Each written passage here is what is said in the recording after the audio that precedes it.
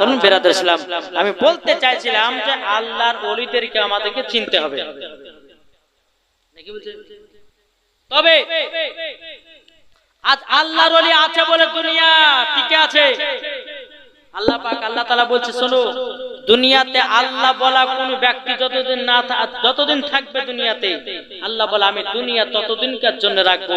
আর যেই দিন দেখবো যে আল্লাহ বলার মানুষ একটাও নাই, সেই দিন পৃথিবী আল্লাহ তাআলা ধ্বংস করে দিবে, কিয়ামত শুরু হয়ে যাবে। তাই বাবাজি মুসলমান, এখনো দুনিয়াতে আল্লাহ বলা ব্যক্তি আছে, সেটার নাম হচ্ছে আল্লাহর ওলিগণ। জোরে বলেন আল্লাহর ওলিগণ। আর আল্লাহর ওলিদের পাওয়ার কে দিয়েছে? কে দিয়েছে? আল্লাহ। চলুন আমার খাজা গরিবে নওয়াজ মুঈনুদ্দিন চিশতি সানজার রাহমাতুল্লাহ আলাইহি, তিনি পাওয়ার কত শুনতে রাজি আছে? এই শুনতে রাজি আছে? এবার হাত তুলে দেখান তো, শুনবেন? সুবহানাল্লাহ। এক পণ্ডিতের বেটি, এক পণ্ডিত তাদের সকালবেলা থেকে দেব দেবতার পায়ে দুধ ঢালে। কি করে? কিছু বুঝতে পারছেন? এক পণ্ডিত তাদের দেবতার পায়ে তলাতে প্রত্যেকদিন গিয়ে দুধ ঢেলে দিয়ে আসে। পণ্ডিতের বেটি বলছে, আব্বা তুমি 100 বছর ধরে ওই আমাদের দেবতার পায়ে তুমি দুধ ঢালছো, কোনদিন খাওয়াচ্ছ না, বেকার বেকার দুধগুলোকে নষ্ট করছো, কালকে আমাকে দিয়ে তো আমি দুধ খেতে দেব, কালকে আমাকে দিবা। বলছে, বেটি আমাদের দেবতা দুধ তো খায় না, ওরা কোন হিসাবে খায় সেটা আমরা দেখতে পাই না। যেরকম তো পণ্ডিতের বেটি বলছে, বলে আব্বা আপনি আমাকে কালকে এক বাটি দুধ দিবেন, আমি আমাদের দেবতাকে দুধ পান করাবো, না হলে ছাড়বই না। তার বাপ বলছে, বেটি বেকার তুমি যেও না, আমাদের দেবতা দুধ খায় না, তোমার বেকার যাওয়া হবে, তুমি দিও তো কালকে। সকাল হয়েছে, পণ্ডিতের বেটি এক পা দু পা করে বাবা দেবতার কাছে গেছে, পায়ের কাছে বাবা দুধ রেখে দিয়েছে।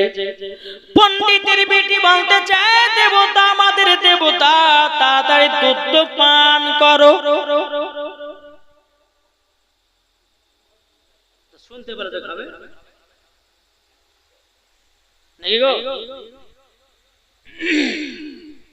কোন মতে দুধ খাই না, খা খা। পণ্ডিতের বেটি বাবা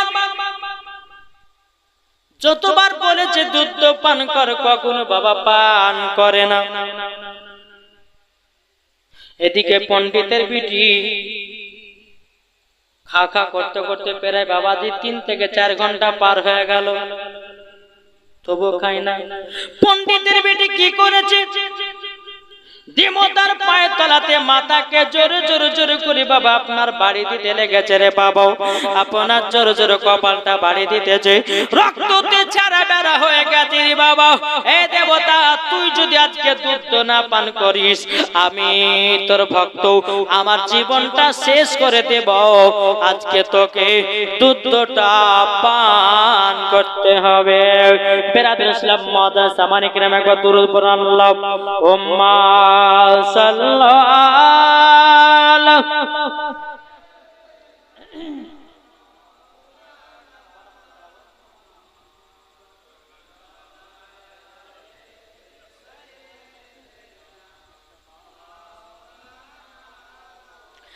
মুহাম্মাদ সাল্লাল্লাহু আলা মুহাম্মাদিন মুহাম্মাদ হরদম জবান পাক নামে মুহাম্মদ সাল্লাল্লাহু তাআলা আলাইহি সাল্লাম। এই পণ্ডিতের বেটি বলতেছে, বলে দেবতা কেন দুধ খাবে না, খাবে না? বাবাজি তার মাথাটা ফাটিয়ে ফাটিয়ে রক্তটা আপনার ছাড়া বেড়া করে দিয়েছে। ওই রাস্তা দিয়ে খাজা মঈনুদ্দিন চিশতি সরদার রহমাতুল্লাহ আলাইহি তিনি বাবা ভুবন করতেছিলেন বাবা। আমার খাজা মঈনুদ্দিন তিনি দেখতেছে গির্জা ঘরের নিচে একটা মহিলা মাথা বানিয়ে বানিয়ে কি যেন খেতে মানতেছে। আমার খাজা মঈনুদ্দিন দেখলো, দেখার পরে এক পা দুপা করে বাবা ওই মহিলার কাছে পণ্ডিতের পিঠে কাছে গেল। যাওয়ার পরে যায়, পণ্ডিতের বেটি কি ব্যাপার, তোমার কপাল থেকে এত রক্ত ঝরাচ্ছ কেন? বেরাদের ইসলাম তখন পণ্ডিতের বেটি বলছে, বলো গো আমাদের দেবতা দুধ পান করছে না বলে আমার মাথা থেকে রক্ত ঝরাতেছি, যদি না খাই আমি তার জন্য জীবন দিয়ে দিব। আমার আব্বাকে কথা দিয়েছি যদি না খাই তাইলে পরে আমার জীবনটা শেষ করে দেব। বাবাজি মুসলমান ভাইরাও, এই সোনামানিকেরাও, আমার খাজা মঈনুদ্দিন যায় দেবতাও তোর ভক্ত দেখছিস না মাথা ফাটিয়ে রক্ত বার করতেছে, তুই কেন দুধ খাবি না খাবি না? বাবাজি মুসলমান ভাইরাও, আমার খাজা মঈনুদ্দিন সরদার রহমাতুল্লাহ আলাইহি দেবতার কানটাকে বাবা ধরেছে, ধরার পর দুধ খা। আমার খাজা মরেছে, কান ধরে যায় দুধ খা। অমনি বাবা যে দুধটা তুলে পান করতে লেগেছে। যখন দুধ পান করা বাবা যে পণ্ডিতের বেটি আশ্চর্য, কি ব্যাপার আমার কথা দুধ পান করলো না, কিন্তু খাজা মঈনুদ্দিনের কথাতে দুধ পান করলো কেন? পণ্ডিতের বেটি এত আনন্দ এত খুশি, আপনার এলাকা কি বাবা আপনার মোড়াল মতদেরকে বলতে যায়, পণ্ডিতকে বলতে আছে, বলো গো আব্বা জানো আজকে আমাদের দেবতা দুধ পান করেছে। বলে তাই নাকি? বললাম এই বেটি তোমার মিথ্যা কথা বলিও না, তুমি যদি এই কথা গ্রামে গ্রামে ছুটাইয়া দাও, তুমি যদি বলে বেড়াও তোমাকে মেরে তবে না তবে না। ও আব্বা আমি মিথ্যা কথা বলি না, চলো চলো আমাদের দেবতাকে আবারও দুধ পান করাবো। বেরাদুল ইসলাম মাদ্রাসা মানে কেরাবো সমস্ত গ্রামবাসীরা বাবাজি তাদের দেবতার কাছে আসলো। আসার পরে বেরাদারও ওই পণ্ডিতের বেটি এক বাটি দুধ নিয়ে এসেছে রে বাবা। এক বাটি দুধ নিয়ে আসার পরে বেরাদার পণ্ডিতের বেটি বলতেছে, বলে এ দেবতা দুধ পান কর, দুধ পান করে না। ব্যাপার কি? কালকে দুধ পান করলে আজ আবার করছে না, ব্যাপারটা কি? এই দুধ পান কর, কালকে তো খুব বেশি করে দুধ পান করলে কেন আজ করবি না? সব লোক যায় পাগলাম করার জায়গা পাও না। আমরা 100 বছর থেকে পূজা করছি তাই খাওয়াতে পারিনি, আর তুমি একদিন এসে খাইয়ে দিয়েছো। পণ্ডিতের বেটি বলছে আব্বা গো মিথ্যা নয় সত্য। পণ্ডিতের বেটি উঠেছে, কানটা ধরে বলছে দুধটা খা না কালকে হুজুরটাকে ডাক দাও, দুধটা পান কর, নালে কালকের হুজুরকে যদি ডাকতে হয় আচ্ছা বুঝতে পারবি। যখন খাজা মঈনুদ্দিনের নামটা নিয়েছে বাবা অমনি আবারও দুধ পান করতে লেগেছে, দুধ পান করতে লেগেছে। সমস্ত গ্রামবাসীরা বলতেছে পণ্ডিতের বেটি কানে কানে কি বললে বলো না বলো না। পণ্ডিতের বেটি বলছে আব্বা গো কালকে আমি দুধ পান করতে গেলাম, কোন মতে দুধ পান করতে ছিল না, কোন মতে পান করতে ছিল না। এই রাস্তা দিয়ে একজন ব্যক্তি যাচ্ছিলেন, কান ধরে বললে যে দুধ খাওয়াতে মেটে দুধ খেতে লেগেছে, আজকে তিনার নাম করলাম সে যেন দুধ পান করেছে। বেরাদার সমস্ত গ্রামবাসীরা বলছে গো পণ্ডিতের বেটি আমাদেরকে সেই হুজুরের কাছে নিয়ে চলো। আমার খাজা মঈনুদ্দিন সরদার রহমাতুল্লাহ আলাইহির কাছে এই বেদিনী কাফেরদেরকে যখন বাবা নিয়ে যাওয়া হলো, নিয়ে যাওয়ার পর বলতেছে বলে কে গো আপনি? বলে আমি হলাম আল্লাহর এক গোলাম, আমি হলাম আল্লাহর এক ওলি। বেরাদার ইসলাম মাদ্রাসা মানে গ্রাম যারা দেবতার পূজা করছিল রে বাবা তারা বলছে বলো হুজুর আপনার ধর্মটাই ঠিক আর আমাদের ধর্মটাই ফালতু ধর্ম, আমাদের ধর্মটা বেকার ধর্ম। কেন আপনার কথাতে যদি আমাদের দেবতা দুধ খায়, তাইলে পরে আপনি যার ইবাদত করবেন আমি তার ইবাদত করতে চাই। তারা সব বেদিন কাফেরেরা আমার খাজা মঈনুদ্দিন সঞ্জার রহমাতুল্লাহ আলাইহির কাছে বাবাজি মুসলমান, সবাই মুসলমান হয়ে গেছিল জোরে বলে।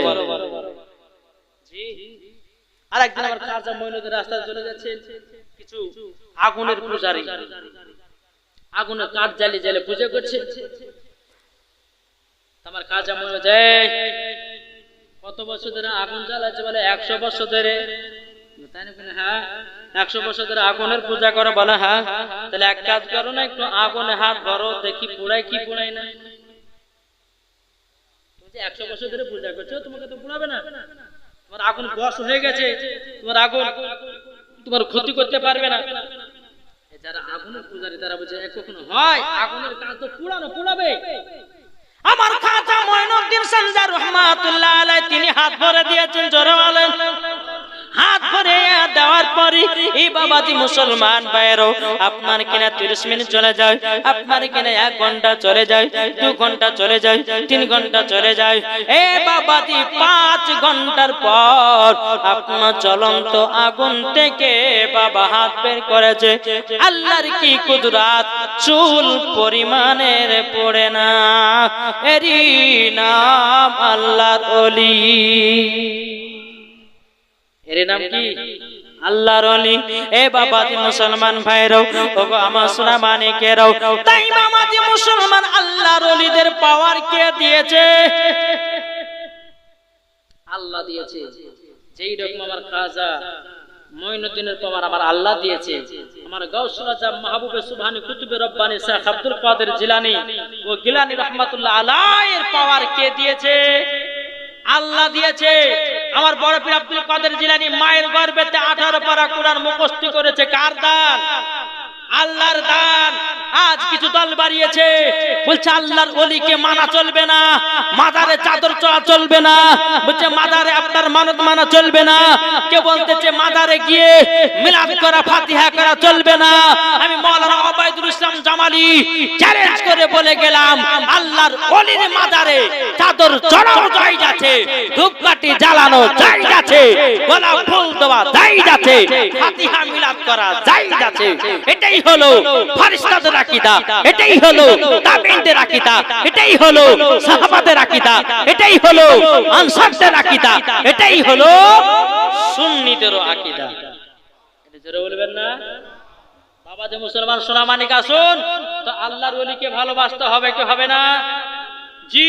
তবে আপনাদেরকে একটা কথা বলে যাই, কোন ওলি এসে যদি বলে যে আমার হাতে বায়াত হও, তোমাকে নামাজ পড়া লাগবে না, আমার হাতে বায়াত হও, তোমাকে রোজা করা লাগবে না, আমার হাতে বায়াত হও, তোমাকে আমক করা লাগবে না, জেনে নিতে হবে এর ভিতরে শয়তানের ঢোকা আছে। নাকি বলছে? হ্যাঁ বাবাজি, আল্লাহর ওলিকে দেখলে পরে বাবাজি দিলে ধড়কন চমকে যাবে জোরে বলে।